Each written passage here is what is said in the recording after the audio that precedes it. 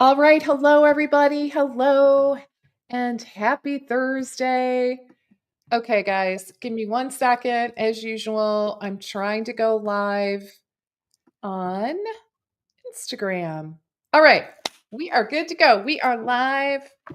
I did just get a message that there's a little bit of an issue. It looks like on what platform? Instagram. So Instagram is experiencing a little bit of a challenge with third-party applications in terms of going live, but it does look like it's working. So yay, here we are.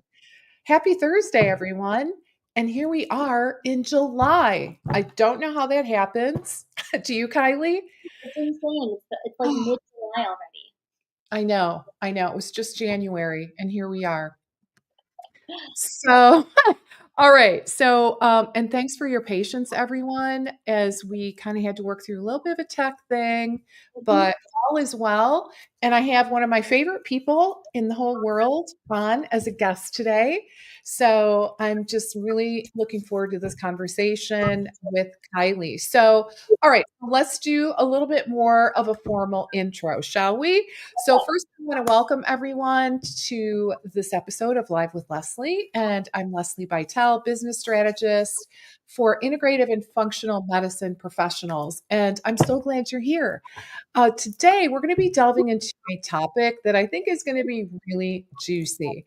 It's a topic that is often misunderstood, underutilized, and sometimes even avoided in clinical practice for a variety of reasons that we'll talk about, and that is fiber. So we're going to delve into the 5 functional categories of fiber that you should be using to drive results for your clients.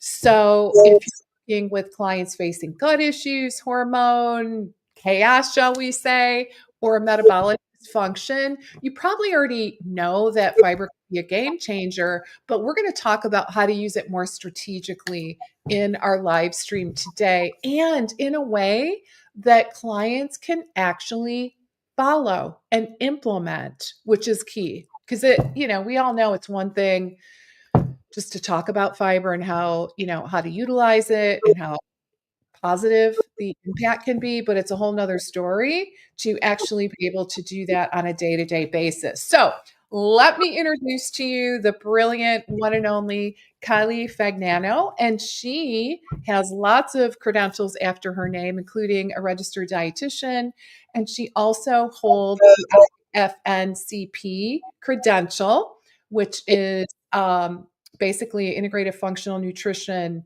credential. And she specializes in functional gut health and is a co-owner of DC Strength and Nutrition. All right, guys. So we're going to go ahead and jump in. And first, before we do that, I just want to check in with Kylie on the sound. Are we good? Because we had a little echo issue. It sounds great. That's so perfect. Okay. Yeah. Okay, we're good. Yeah. So we kind of laughed because, well, you maybe don't want to know the backstory, but I put these in. No sound is coming through, but it solved the problem. So here we are. So these are kind of, I think, just for decoration. But whatever works, right? Because, oh my gosh, have you guys ever, those of you on the live, okay, have you ever tried to do a talk, a presentation, a live stream with an echo? It's horrible. Really bad. It's really bad. And not to digress too much, but my very first live, which was what, 5.5 years ago now? Oh my gosh, I struggled with the worst echo and it was so debilitating that I just couldn't do it. So anyway, um, okay, so let's go ahead and jump in. All right, Kylie, I am psyched to have you. It's always just such a treat to be able to chat with you. I really, really appreciate your time and your willingness to chat with us about this important topic. So, for those people in our audience that don't know you, can you share a little bit more about your backstory? Yeah. Yes. And thank you for having me. I think a lot of us are trying to do that whole boundary thing and protect our time. And I Yeah. always say yes to you. It's just one of those easy things. So thank you for having me. I appreciate you. So yes, my name is Kylie. I'm an integrative and functional dietitian. I specialize in gut health. It's my favorite work to do.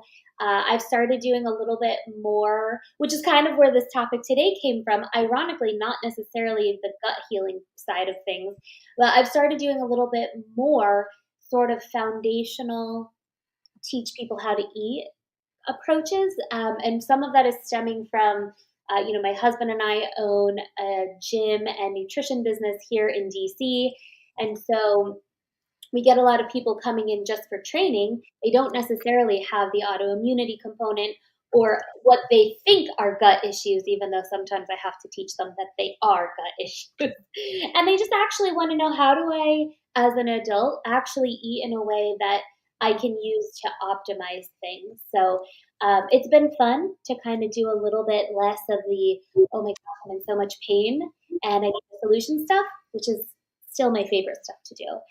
But it's nice to sprinkle in a little bit more of the, how do I create a structure with my food that, I'm getting out of the eating like a college student. And sometimes these are people in their 40s, mind you. Okay.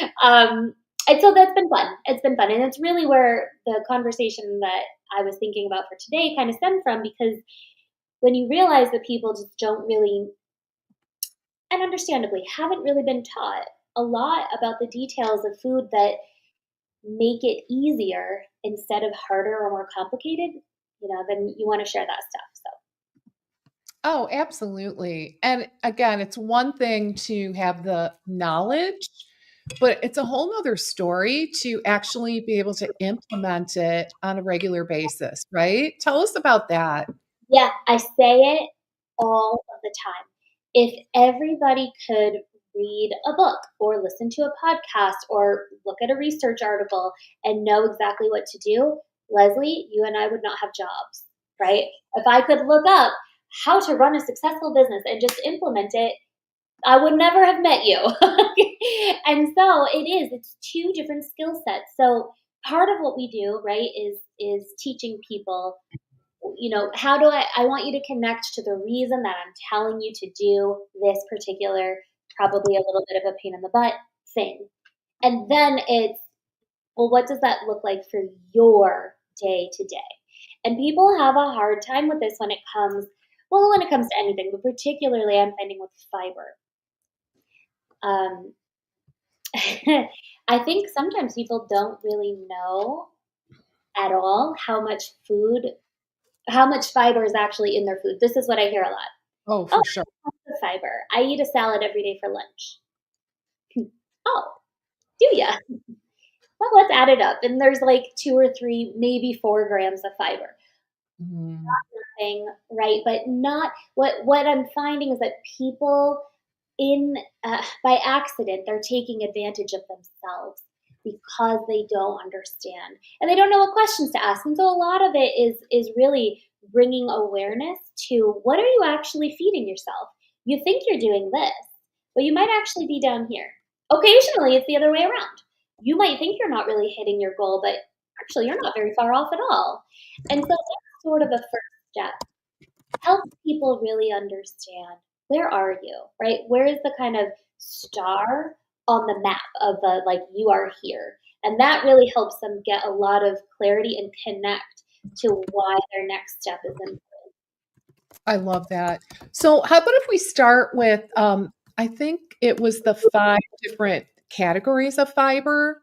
Can you define that? Because I don't even think I have an awareness that there's 5. Yeah, So, yeah. what I think what does this that is look like? absolutely. It's one of the first things that I like chatting with people about, because they are easy to understand categories. It's not some fancy nutrition term. They are things that we were actually taught in kindergarten. And so it makes the sort of division seem very approachable and very manageable, just in terms of mental load, right? They don't have to learn a new concept. And I usually try to ask my patient in front of me, what food categories do you think have fiber? And most of the time, every time, they know something, right? They start with fruits, veggies, and then we fill the rest in, right? Whole grains, um, beans and legumes. and nuts and seeds. Okay. I have to say, even for myself, I didn't always think about fiber in those categories for no reason other than it just wasn't really in my radar. And now that I do, it's really nice because it just kind of simplifies it. Otherwise, it's just like this unidentified thing. Fiber, it's not like you can go to the store and buy a fiber, but I can go to the store and buy a fruit. I can buy a vegetable. I can buy some nuts. And so it just makes the whole process it seems so unnecessarily oversimplified, but it really does seem to be necessary. It just makes No, I think so. Yeah, I would just agree. Like most people, and I got to confess, probably even myself. I mean, I have a little bit of a clue. I do know you need more than a salad. Okay. right. All right. I know that. Um, You're ahead of the curve. yeah. So I'm a little, further ahead, but not a whole lot in all honesty. So yeah, I love starting the conversation there and just acknowledging that, it's kind of a big mystery for folks in terms of like where it comes from. It is, and I think that it can be it's an easy thing to let fall by the wayside, and it's one of the first things that kind of puts people in a sort of chronically bad spot. And Okay. then the really frustrating thing for a lot of folks is that they're not unaware about how important fiber is in maintaining the integrity of the microbiome, but they can't actually eat it. And that is where you see people coming in for a lot of, gut health support, which is a different conversation. But just to say that anybody who's ever struggled with it is going to listen to this conversation and think, boy, you just don't get it, do you? You just don't get it. And it's just actually, that's a different conversation. So this is really about people who can tolerate food. You can tolerate eating all kinds of different foods, your veggies and your nuts and seeds, and eating these things don't cause you any distress, Okay. whether it's overtly, GI related or, a headache or inflammation or something like that. This is for a person who doesn't have an issue when they use their digestive system. Okay. You are the people we're talking to. Okay. And Okay. So, and just so I'm clear, who might not be appropriate, or like who would take what we're talking about with caution, shall we say? yeah, yeah. So anybody who's dealing with a bacterial overgrowth, Okay. and not to say that it absolutely means that you can't eat fiber. That is not it. Okay. But individually decided on based on symptoms. For example, uh, I've got two clients right now, for example. Both of them have overgrowth. One of them has no issue with any food that they're eating, pretty asymptomatic Okay. in terms of like That's direct unusual, but yeah. their symptoms are joint pain, inflammation, and headaches. So Wow. when they add more fiber in, they're not having an issue. Now, the other person, their symptoms are very related to the food that they eat. Every single time that they're consuming food, they're getting bloating, cramping, discomfort. So it Okay. is not a blanket statement, and that's true for most of nutrition, which is why it's so frustrating. Yes. It really depends. So if you are a person who feels like the healthier I try to eat, the sicker I get, just know it's not normal, but it is very common. And that should just trigger you to look into some further testing to because Okay. there's a reason that's happening. You Okay. should eat fiber. Okay. That's fair. So if you're eating it, you're trying to incorporate the fiber into your diet on a regular basis, but it's causing you to become symptomatic or more symptomatic, then that's a red flag. For You should, it really is a sign that we need to dig deeper to figure out what's happening. that's right. Okay. So, okay. So the 5 categories. Yes. Okay. Fruit, veg, whole grains, nuts and seeds, beans and legumes. These are all foods that everybody knows. Nobody is confused by those categories. Now, there might be the occasional, like, where does an avocado go? But for the most part, these are tangible, Mhm. familiar familiar categories. So people can hear a fruit. Oh, I know what an apple is. A nut. I eat almonds. Like there, it makes it a little bit more familiar for a person who might already be sort of trying to figure out a lot of things with nutrition, right? This is one tiny little detail, and it's worth talking about because we have to eat, and this is a huge foundation for long-term maintenance of health. Mhm. So it deserves to have people kind of thinking about it and figuring it. Yeah, and I just wanted to put Jackie's comment here. Oh, And where would this fit in your categories? oh, see, now this is interesting. I like this, Jackie. Yes, I love it. And this is also going to be one where people sometimes are going to be like, "Oh no, I can't tolerate it," because it depends on the person. Okay. Um, this I would actually put in supplement category, which is Ah, fiber powders. okay. These are really, really nice tools. For me, I have found them personally and with my patients to be very nice tools to Okay. gently introduce. One that I really like using is sun fiber. It's just Okay. hydrolyzed guar gum, and it's super, super gentle and really Okay. well tolerated. And these tools can be nice bridges, nice transitions from somebody who can't tolerate anything to getting something in. Some, Okay. because sometimes it's going to take a really long time before a person is really going to be able to tolerate things from any of these categories. Okay. Interesting. And when you say tolerate, um, is it yeah, tell me more about, like, what that means.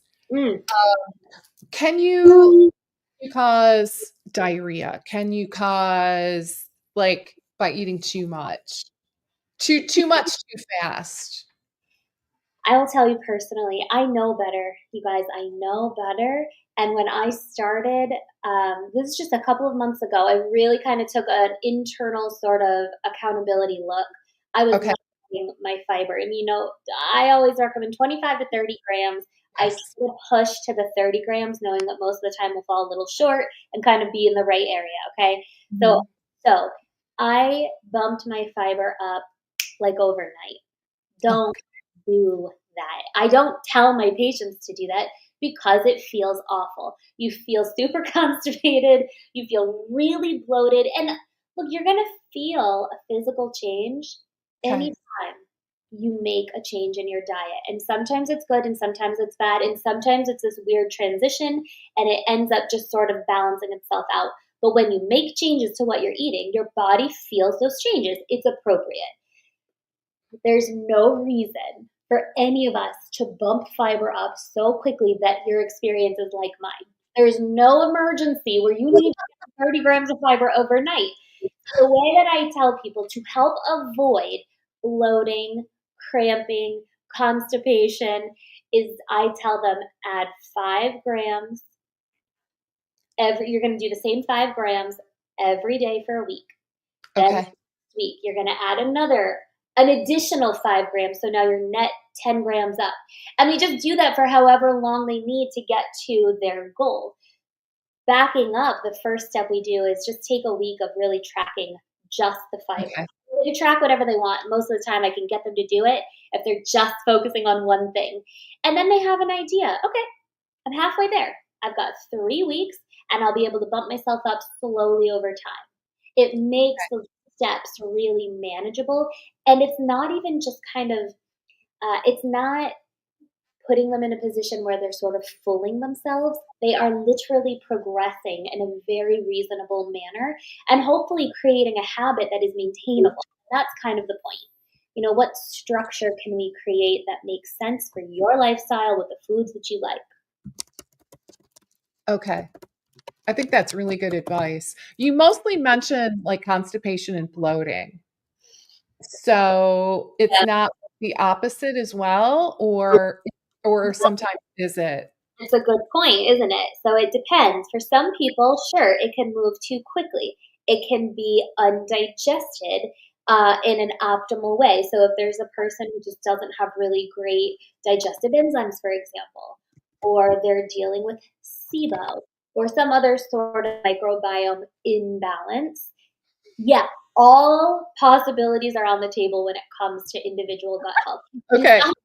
it doesn't always make it's not always what we would assume, right? A lot of times we would assume, well, too much fiber, you're going to get constipated. It binds you up.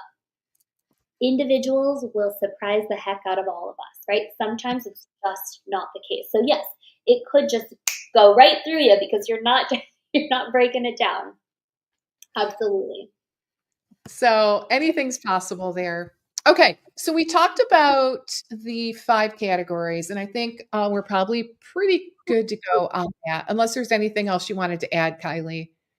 No, I think the only thing that I'll add is the reason that I really like using these categories is because and I just kind of created a little cheat sheet for my patients so that literally they have to click on different tabs and they can start to understand how much variety are they actually feeding themselves. And for my gut patients who have sort of a breakdown of what their beneficial bacteria really looks like, we Mhm. can really say, hey, you're not getting a variety of food. Here's sort of an objective Mhm. look at why that's Okay. happening.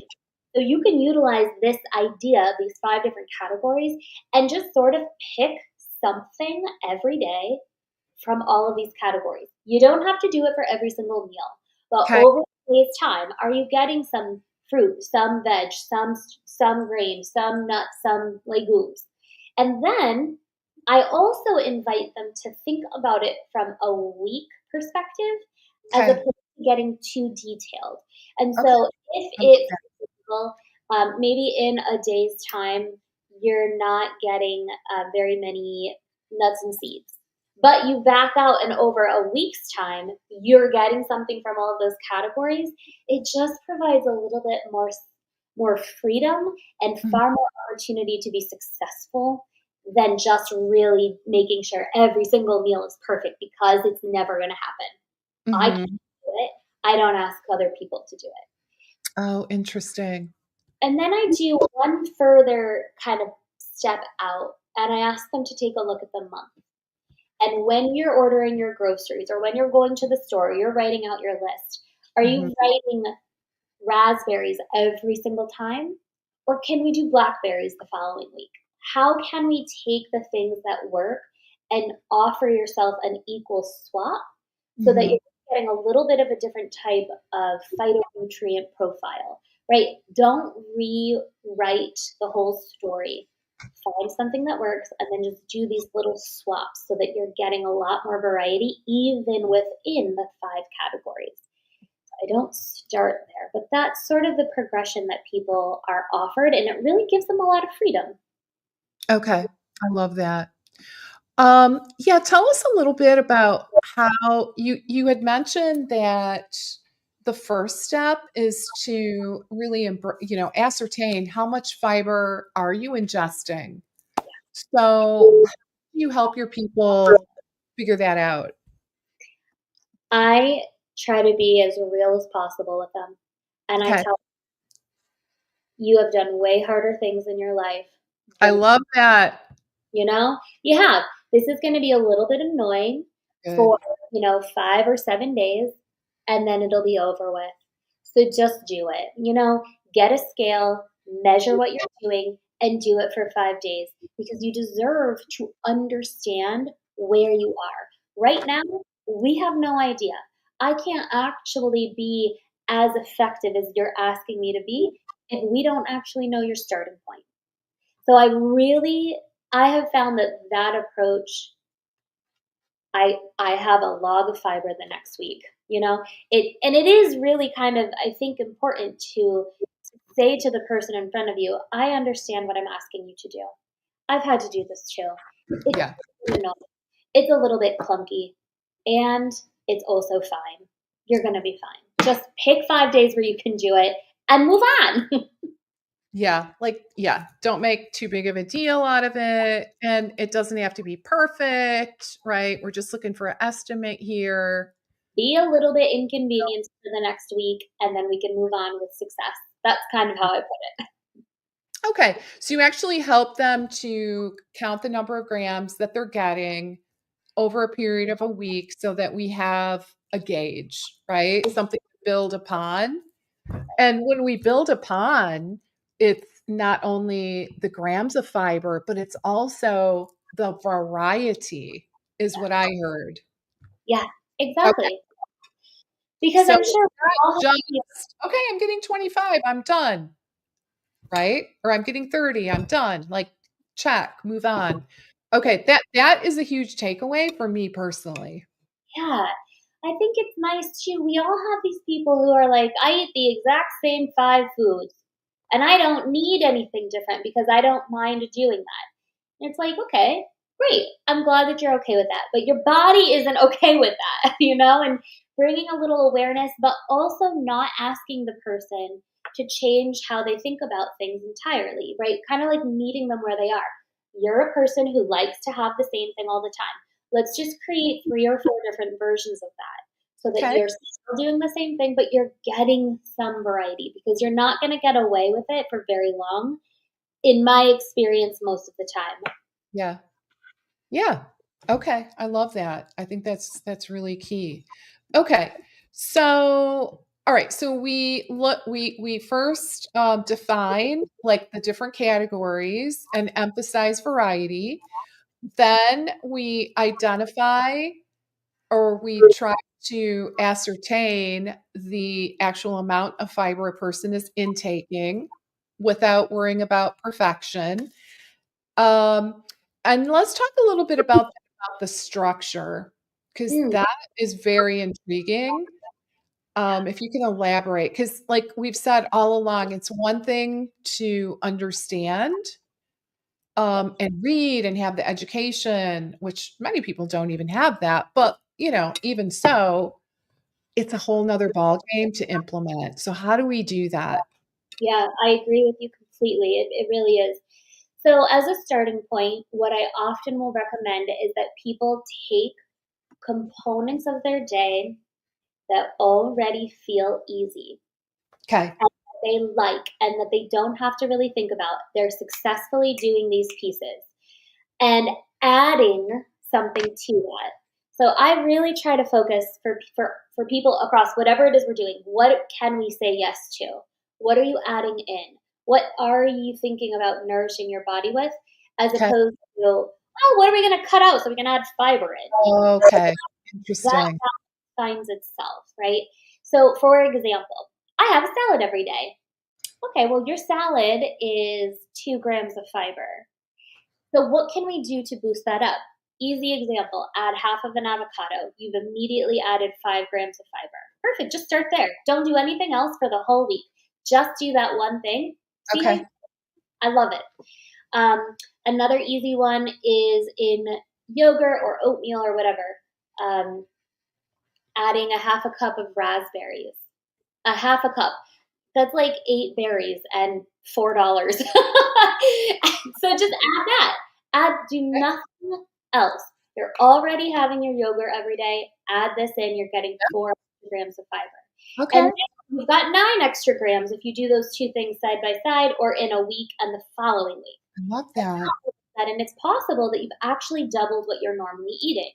And you've done very, very little to change what you're already familiar with doing. And so Okay. it's really just more of an awareness for people. What Okay. did I think I was doing? And what am I actually doing? And where is the distance between those two things? And that seems to be where people start to really understand, how am I going to actually choose some different food choices? Mhm. Difference. Oh, that's great. That seems very doable. Doable. Yeah. Okay. And then do people understand, like, because you're actually in the trenches with patients, and I just wanted to find out, like, what from a client perspective is their motivation to Oh, increase fiber? You know what I'm saying? yeah. Like, because I like for you and I, we get it. Oh my God, the microbiome is everything. And gut health is everything. But I just wonder what like from their perspective, do you like what is their motivation if we're to be encapsulate that? This is a very interesting question. Okay. I'm going to answer it honestly. Okay. Sometimes, sometimes the motivation is I have a family history of irritable bowel disease, and I want to optimize my chances of staying as far away from that as possible. Tell me everything I need to know to Okay. really, I just want to take advantage of everything I can. Those are the easy people. So Yeah. as you can imagine, I don't always see a lot of that, right? Most of the time, I'm going to be honest, there is no motivation. There's no motivation. They Okay. want to do it. Now they do because they came in as a patient for some reason, For right? a reason. And it's not usually, hey, I think I'm having a hard time with my fiber. Could you help me? That's not what they're coming in for. What Right. they're coming in for is, I don't know how to eat like an adult. I'm struggling with my weight. I've got a Okay. little bit of like constipation, diarrhea kind of back and forth, but I can't figure out what it is. Like, can you just teach me how I'm supposed to feed myself? That's what I hear a lot of. And so Okay. it's not actually a motivating component until I say, hey, this, you got to get your protein right. You got to move your body and you have to keep your gut health straight. And if you can do those three things, 90% of what you're dealing with is going to find its balance. And you won't have to deal with it, or you'll have enough kind of buffer between you and potential disaster that you'll be okay. Okay. When you explain it in those terms, I don't know if it's always motivation or if it's like I want to please my teacher. Oh, I think I'm very interested in this because for marketing, right?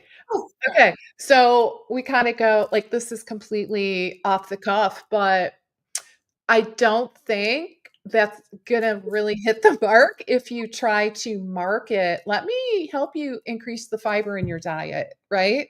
Oh, who cares? It's because people like, that is not they're not laying in bed at night. I always say, "You gotta market to the pain." If you don't market to the pain, it's just not gonna be effective, and people are not laying in bed at night going, "Oh god, if only I could eat more fiber, all my trouble would be gone," right? Like, my life would be so much better. They're not.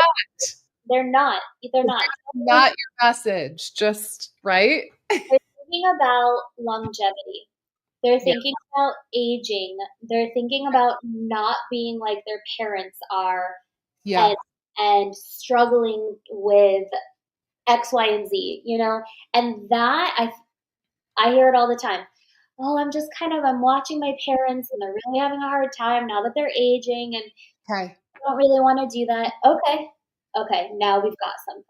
Because okay, it's not gonna be one magic wand that helps you age or, avoid injury. You know, there are lots of little things, and it's the consistent actions that you choose to do or choose not to do that are going to make or break that. And that is where the conversation about fiber finds its little way through the cracks because yeah, it's the thing that you want to be consistently doing. If mhm, you consistently have these habits, you probably aren't going to have to worry. Barring, some like crazy infection or stuff, life can happen, right? But how quickly are you going to bounce back from it? How much resiliency are you mhm. kind of literally building into your body? That's where it starts to resonate with people. Okay, I love that. Yeah, so fiber is the tool, right? It's the how you get people from point A to point B, and you alluded to, Kylie, that disparity, right? Where they start to see, how far they are from where they thought they were, Right? right? So that's that disparity. So we don't necessarily um, market, like from a marketing perspective, market the how you're going to help them. It's more the struggle and the pain of being stuck, and then what's possible on the other side, and the in between, how you help them. It's just not as relevant or important from a marketing perspective. which That's is the huge. one-on-one conversation that you have once they've already decided that they're gonna ask for your help, you Yeah, know? And that's the fun part too, that is the work for us, that's the work is showing up in a way that resonates with the human being sitting in front of you. yeah, But before you can even bother with that, the message is, what are they actually upset about? What are they in pain about? yes. You're right. It's never gonna be fiber. No, it's not. All right. So, anything else that you'd like to add in terms of creating that structure to make it happen for the implementation? I think the most success that I've found with people is their own awareness. Okay. Because it's very powerful. It's very empowering rather when they have an understand and I get this feedback from people all the time. I'm really glad that I tracked. It really helped me understand. Mm.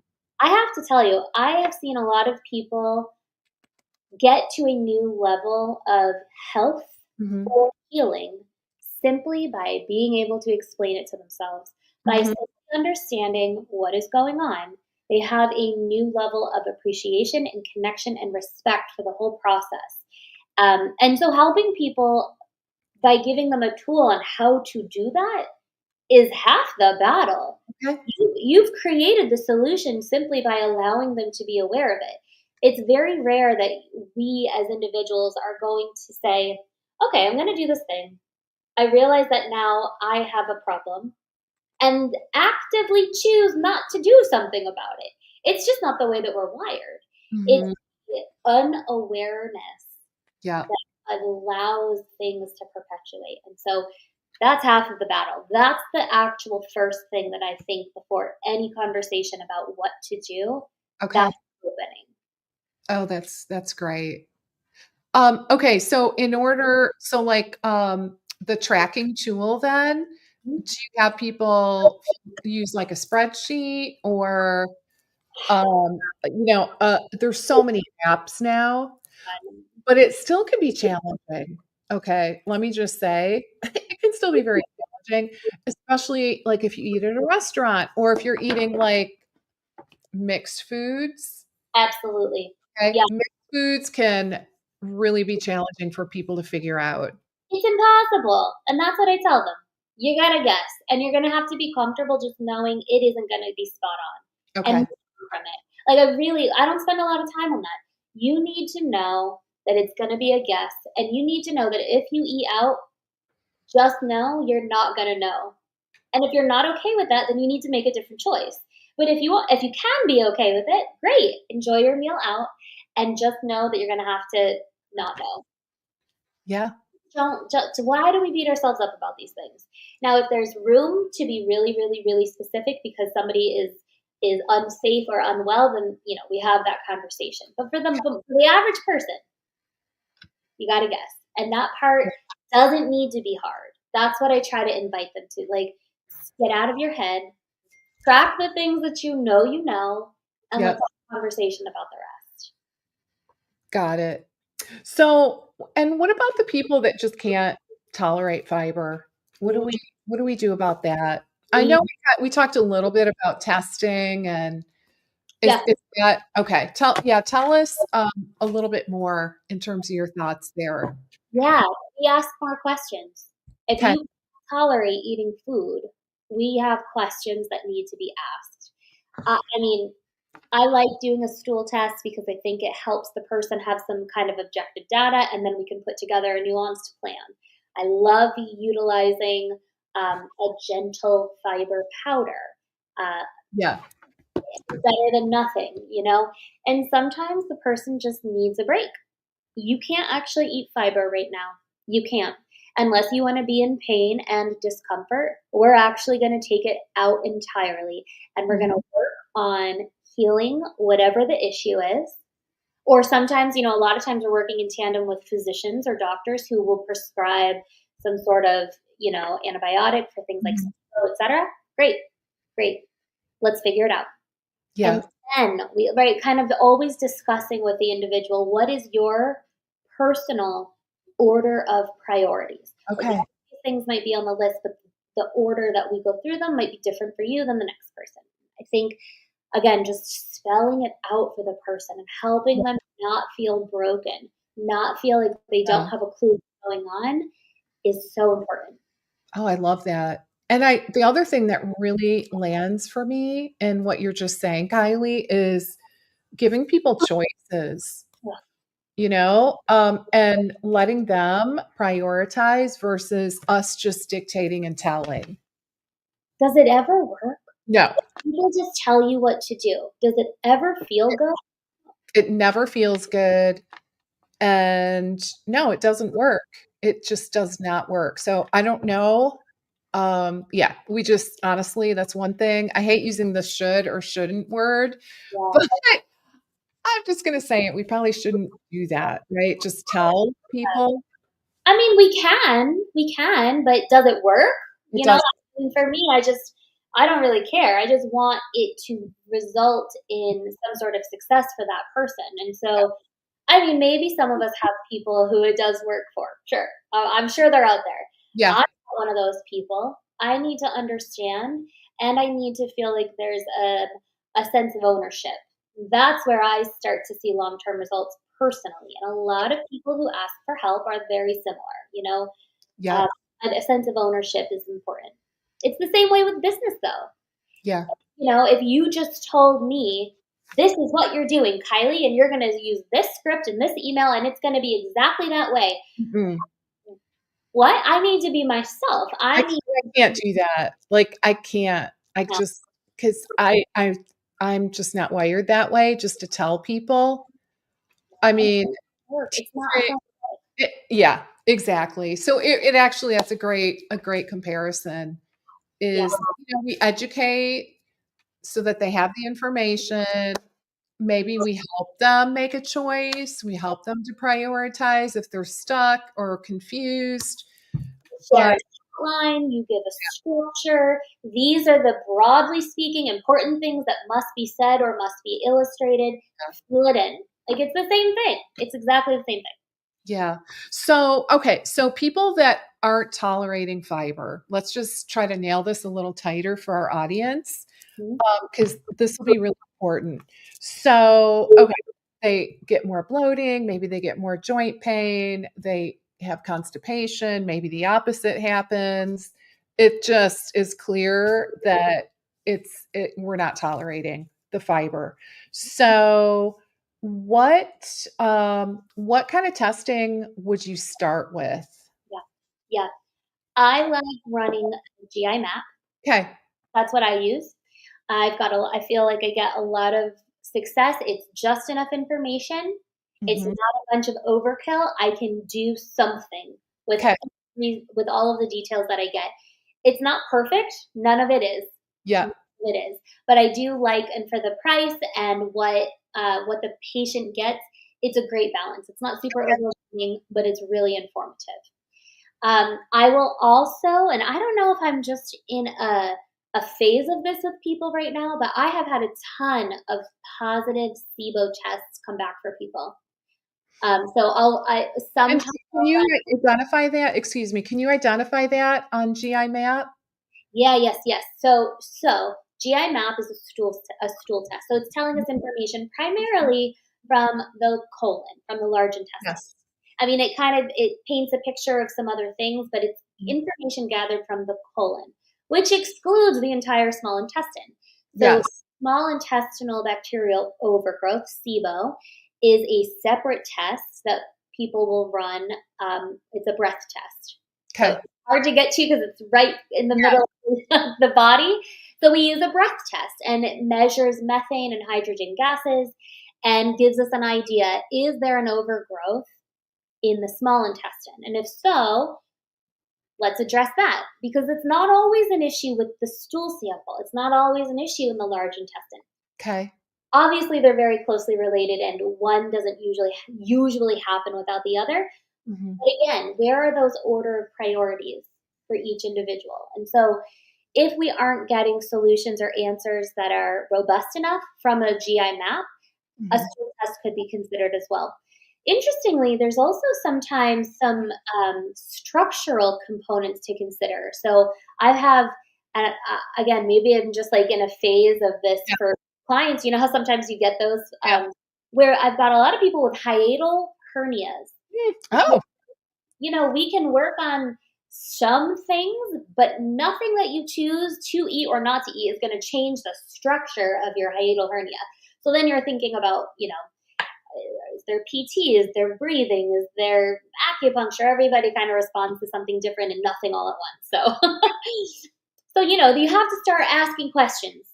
okay. Ask, and this part of it can be very frustrating for people, particularly when you are not the first person that they've tried to get help from. Mm. Okay. So you and your process start with a GI map, Yeah. and then if that doesn't provide the necessary answers, then it sounds like you move to a breath test to rule out SIBO. Yep. And then the structural part, I'm not sure how you would ascertain that. You would probably have to send them to a GI, right? A Yep. gastro. Yep. To, Sometimes a physical therapist can say, "Oh, yeah, okay. that's what's going on." Let me ask you this. Where does like food sensitivities, does this fit into the equation? Definitely. And I used to do a lot more of it. Yes. I still do it, not as much. And the Okay.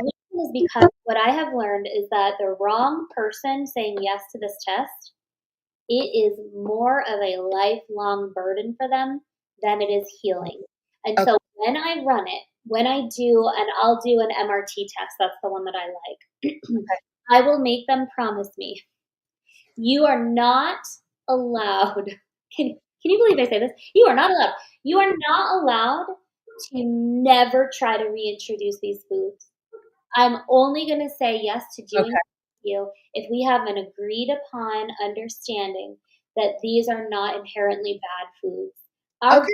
goal is to work these back in because what people will do is they just won't totally understand Yes. and they will go a decade never eating a piece of broccoli because they're that afraid. That is not healing. That is Oh my God, that's fascinating. not Okay. the answer. And you don't do it on purpose, but Right. without understanding that this is inadvertently a risk that people are falling into. Yeah. I don't want to do that. There are a lot of people who do that on purpose or not on purpose, and it means a I lot to me to see. try to not be another one. Okay. I can really, I can appreciate that. Yeah, because I mean, one interpretation would be I'm allergic to Oh, that food, which means it's dangerous and I can never eat it again. I I, get it. I really do. yeah, and it makes sense when you don't fully understand. A person who's lived their life in pain from food all of the time, Yes. anything to avoid being in pain. It makes sense as a human being. We're wired that way. And it's just a disservice because it's not the actual reflection of what's going on. Um, Yeah.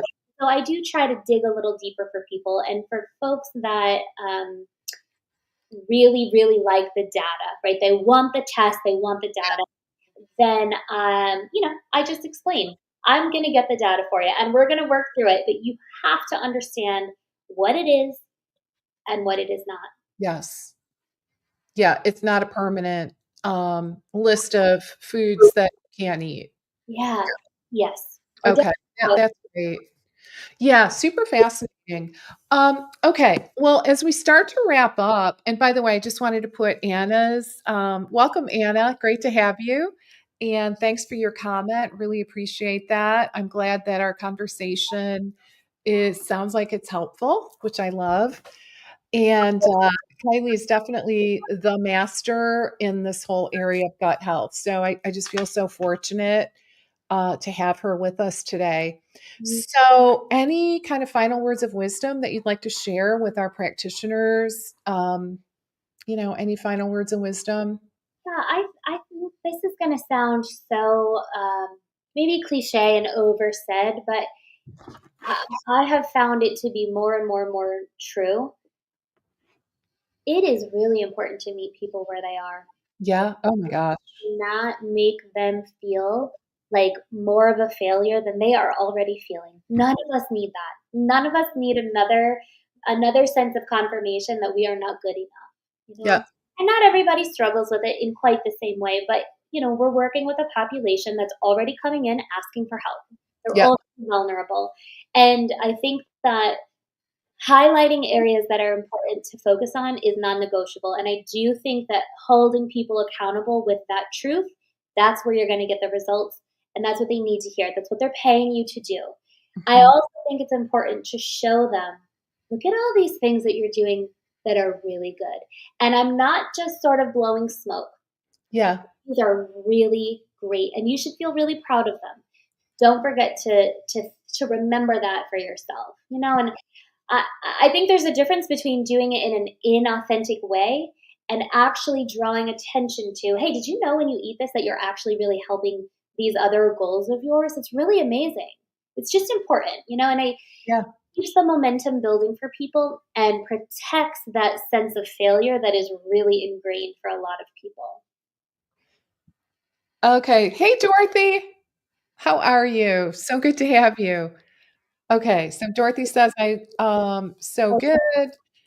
I love how you said we give clients empowerment by allowing them to choose what they want to work on. I just started doing that and it's really working. Oh, that's so good. Yay. And Yeah, you do amazing work in the world too, Dorothy. I that's so love there. um, everything that you're doing. Really cool. Okay. Yeah, it's a coaching it really is a coaching strategy, but you don't have to go get a coaching certification to do it, right? It's just, give people choices. Let them pick. It's being a human being. It is. It Being a really human being. is. I say this all the time. Like, I have a psychology degree because that's just how I just happen to have one. That is not what's helping me here. It's not. It's being a human being and being willing to meet people where they are. And Yeah, that is true in nutrition work and probably life. Like, everything. that's just how it goes. Most of Yeah. the time, you're going to be more successful doing that.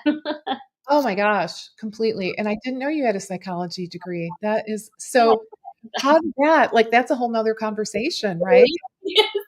So, do you have 2 undergrad degrees?